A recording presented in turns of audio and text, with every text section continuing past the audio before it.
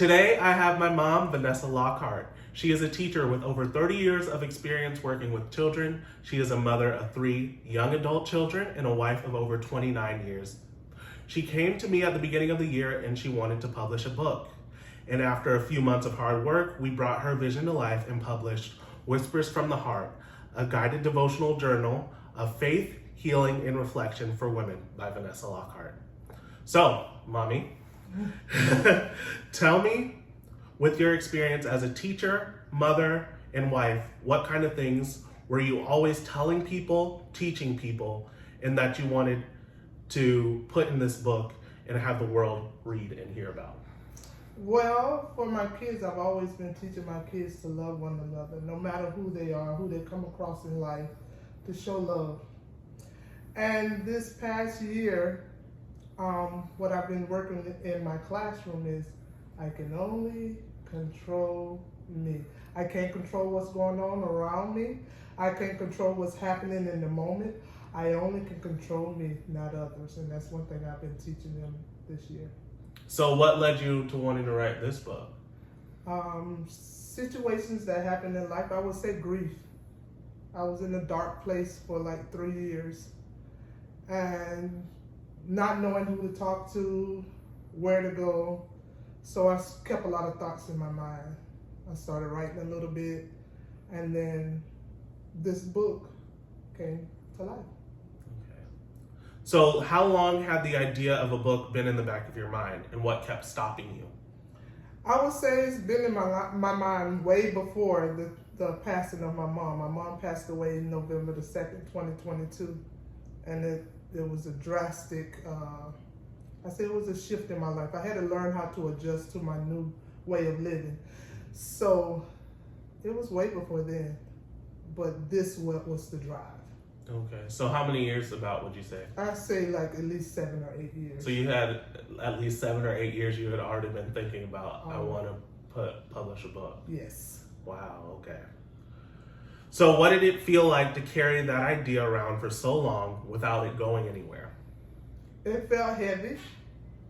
It felt like I was stuck. I wasn't doing anything in life yet. I was working with young children. I was being a mother, a wife, but still I knew deep down inside I had something else that I could share with the world.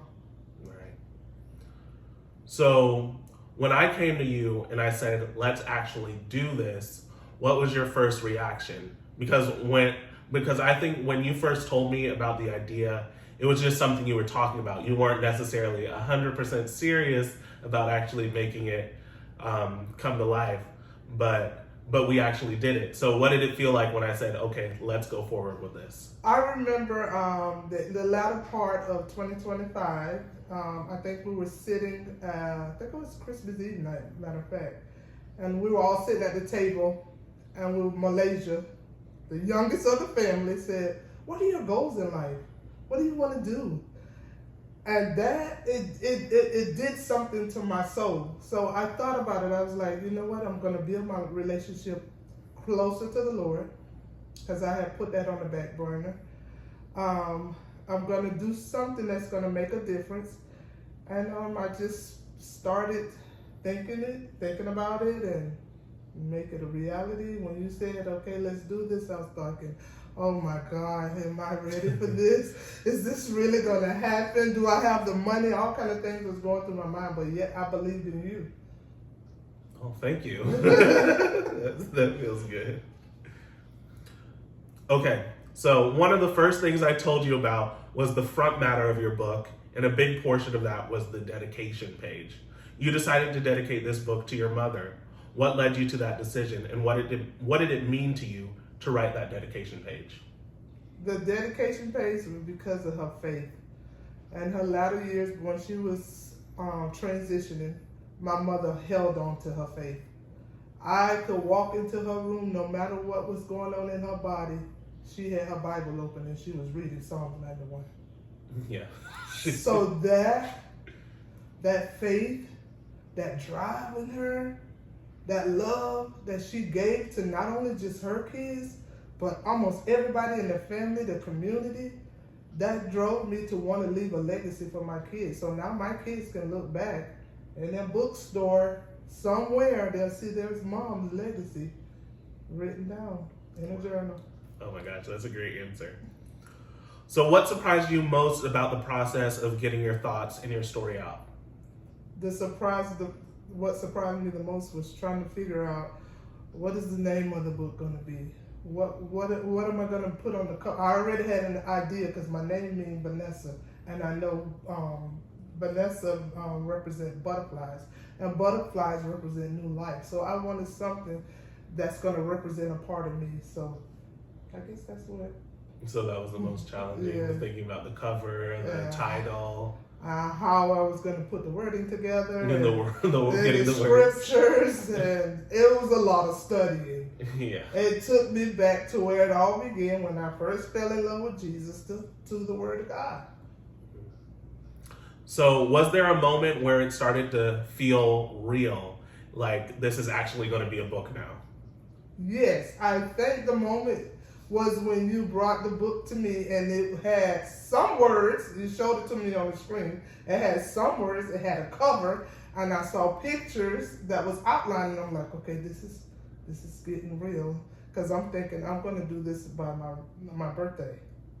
And you were like, oh, I think it might happen before then. I'm like, what?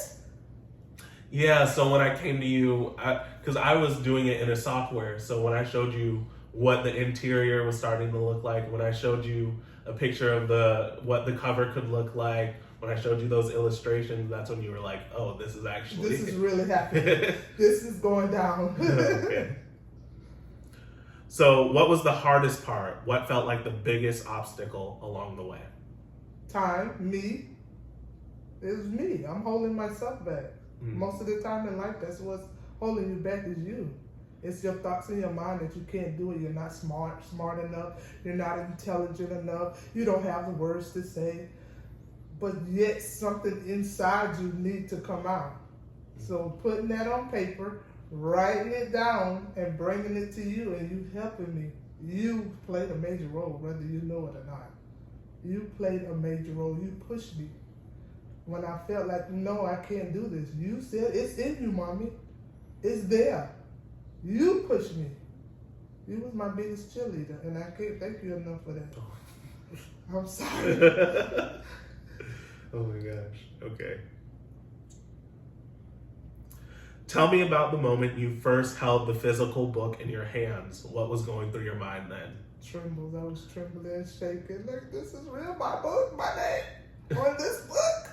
How is this possible? A little old girl from the projects in Mims, Florida. How could this be possible? But God. Yeah, amazing. What were the reactions from your community when you told them you published a book? What did that feel like? Well, the first person I told was my lead teacher and my assistant and all the kids in my class. I went with the book in several different bags with different colors on it because I wanted to, show it in a fun way because I work with little kids. So I pulled out one bag. It was different colors. The kids were all excited because I've been teaching them about an author, illustrator, and what their roles are. And so when I pulled the book out, my lead teacher was in tears. The kids were clapping, hugging me.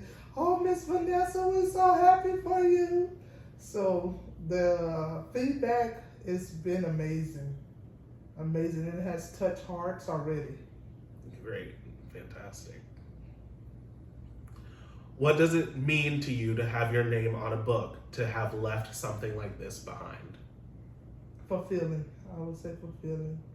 It's very fulfilling to know that not only did I impact little ones, because some of the kids that came across my path, they're all adults now, like you guys, but just to leave that peace behind, and not just the peace, words from the Word of God, that's going to push them to become the best person that they can be. That's going to help not only just women. I believe this book is for men too. Men can get something out of this book. So if someone is watching this right now and they have a book idea sitting in their head for years, what would you say to them? Write. Start writing. Write. and find someone that you can confide in or someone you trust with your book, because everybody's not going to be for you, but start writing. Put it in a book, in a journal, and then bring it to the professional. What do you wish you had known at the beginning of this process? I wish I'd known that I could have done this years ago, that I didn't have to keep waiting. Although I believe that time and chance happen to us all, so I believe this is the time that this book was supposed to be published at this time. What would you say to anyone who is thinking about letting me and my company help them publish their book? You're in good hands.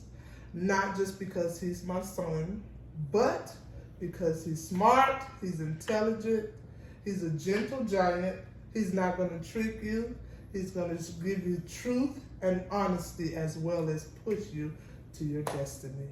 So choose him. Malik Lockhart. Oh, thank you. This was great. Yes.